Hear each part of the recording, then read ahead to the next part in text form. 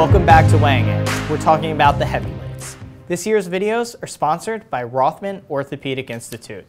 And when we're talking about the heavyweights, there's really only one name to mention, the defending champion, Pat Luis Fernandez of Voorhees. I really, truly believe that we're going to look back on this kid and this season in 10, 15, 20 years from now and be like, are you kidding me?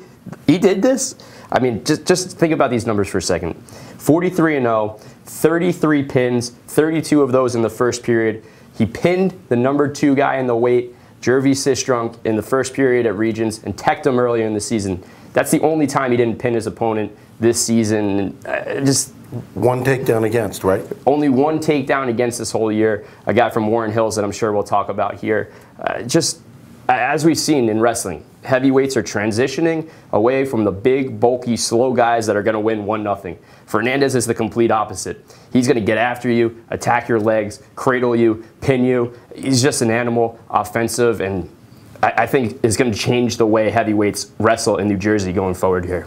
Yeah, now obviously he's an overwhelming favorite in this weight class, but there are 7 other place winners in Atlantic City at this weight class. So, Joe, let's turn to you. Let's talk about some other, let's call them contenders. Well, I think, first of all, the one thing that I think we're going to see in about, when he gets to the college level is this kid Fernandez is going to be like the Penn State heavyweight right now. Anthony Cassar, he was a state champ from Montgomery, and they bulked him up to 250, 260, and he's a lightning quick heavyweight, and he runs circles around these guys, and that's what Fernandez does. But a guy that I think can make an impact and maybe get to the final is another athletic kid, 6'4", 285 pounds, going to University of Rhode Island to play offensive guard.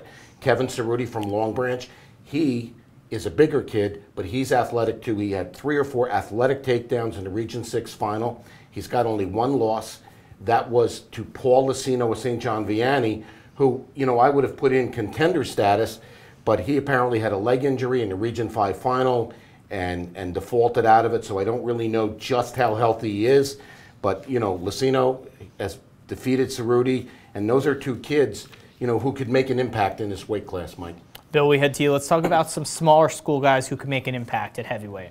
Yeah, Deshaun Alexander from Overbrook, he and Ocean City's Nick Sonino split a pair of matches in the district and region finals this week. They're from maybe some non-traditional powers. And then over in Region 7, Max Sullivan, who's really a 220-pounder that kind of bumped up from Cherry Hill West, he beat Gloucester's Matthew Cruz in the tiebreaker in the Region 7 final. Matthew Cruz is Gloucester's first ever state qualifier.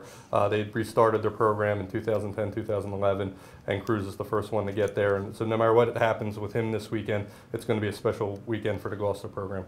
Yeah, now if you've stayed with us through all these previews, we're going to wrap up our picks with maybe one of the most overwhelming favorites of the weekend. So boys, on 3, all together. 1, 2, 3. Fernandez. That wraps up our preview of the heavyweights. Keep it locked on NJ.com/HS Wrestling.